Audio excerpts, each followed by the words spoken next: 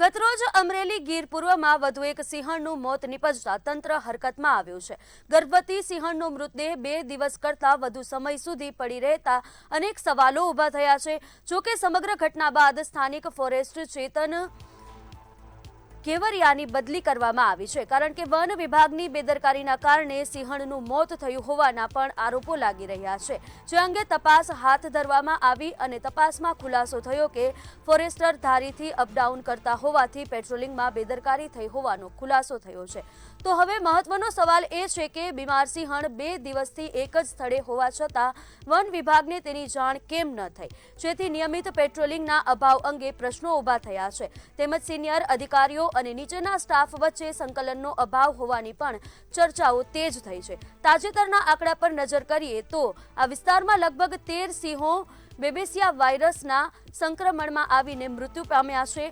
હાલ Jasadhar animal care centre પરથી 4 સિંહોને જંગલમાં મુક્ત કરવામાં આવ્યા છે, જ્યારે એક માદા અને 2 સિંહબાળ હજુ પણ સારવાર હેઠળ છે।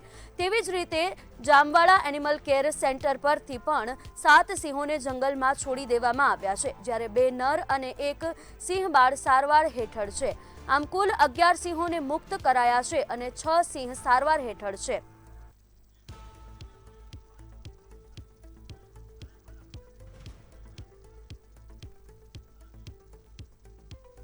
તો આજ મુદ્દે આપણી સાથે ચર્ચામાં સિંહ પ્રેમી મયંક ભટ્ટ જોડાઈ ચૂક્યા છે। મયંકભાઈ, આપનું મંતવ્ય ન્યૂઝ પર સ્વાગત છે।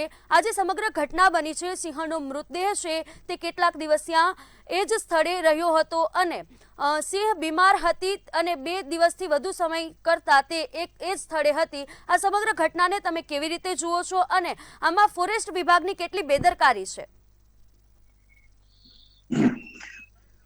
જે મળતા સમાચાર મુજબ જે ગર્ભવતી સિંહણનું મૃત્યુ થયું છે, ખૂબ જ ગંભીર બાબત, દુઃખદ ઘટના બની છે।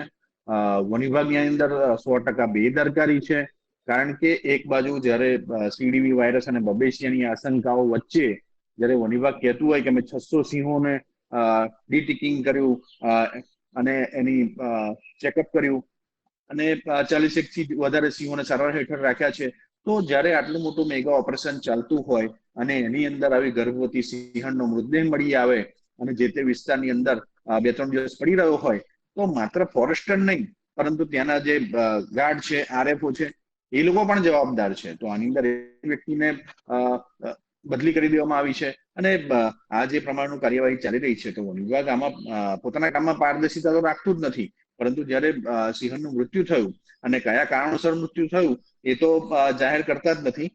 બીજું કે અત્યારે હાલમાં જે સિંહોને કેપ્ટિવિટીમાં રાખેલા છે અને જે સિંહોને છોડવામાં આવ્યા છે તેના પણ કોઈ જ મેડિકલ રિપોર્ટ કે કોઈ પણ જાતની માહિતી વન વિભાગ બહાર પાડતું નથી। તો આમ જોવા જઈએ તો વન વિભાગની નિષ્ક્રિયતા અને બેદરકારી ખૂબ જ છે। એક સ્થાનિક ફોરેસ્ટરની બદલી કરવામાં આવી છે, શું એક ફોરેસ્ટરની બદલી કરવાથી સમગ્ર સમસ્યાનું હલ થશે? બિલકુલ આની અંદર એવો કોઈ હલ થશે નહીં। આ તો જે પ્રમાણે સિંહણ મરી અને 2-3 દિવસ એનો મૃતદેહ પડી રહ્યો હતો, જે મીડિયાના મિત્રો અને અમારા જે વન્યજીવ પ્રેમીઓએ જ્યારે વન વિભાગ પર દબાણ લાવ્યા ત્યારે આ લોકો બદલીનું એ કરી અને હાથ ઊંચા કરી દીધા છે, પરંતુ આવું તો અનેક રેન્જોની અંદર ચાલી રહ્યું છે। વન વિભાગ પાસે જે સ્ટાફ છે એ સ્ટાફ પણ આ રીતના અવર જવર કરતો રહેતો હોય છે। એટલે પેટ્રોલિંગની તો વાત આપણે એમ કરીએ કે વન વિભાગ પ્રોપર જે જોવા જઈએ એટલું પેટ્રોલિંગ કરતું નથી અને માત્ર ફોરેસ્ટરની બદલીથી કોઈ સિસ્ટમ બદલવાની નથી। સિસ્ટમને પૂરેપૂરી આ લોકોએ એ કરવી પડશે અને માત્ર ફોરેસ્ટર નહીં પણ બીજા પણ ઘણા બધા ટ્રેકર, ગાર્ડ, આરએફઓ, એની ઉપરના એસીએફ, ડીસીએફ આ બધા પણ જોડાયેલા હોય છે। તો માત્ર ફોરેસ્ટર પર ઠીકરું ફોડી અને મુદ્દો દબાઈ દેવાની વાત છે। જી મયંકભાઈ, અમારી સાથે ચર્ચામાં જોડાયા તે બદલ આપનો આભાર।